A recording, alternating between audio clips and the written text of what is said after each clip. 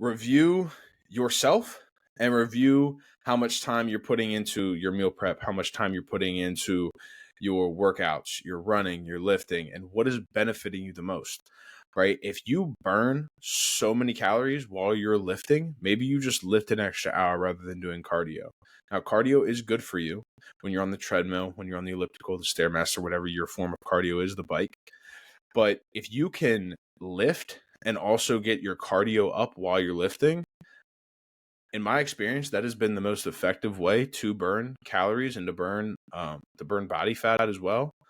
Because the more lean muscle mass that you have on your body, typically that will foster your higher BMR, right? And the muscle mass will start eating away at the fat content within your body. So just as you're going through this, maybe you start out running, maybe you start on the treadmill, and then you work your way into lifting a little bit more. You work your way into eating healthier. Maybe you just eat slightly healthier, and then you're like, hold on, like this isn't working for me. I have to change something else. There's something else that I have to take out of my diet. And, for a lot of it is calories in, calories out, but it's also, what are you eating? How are you pairing the certain things that you're eating?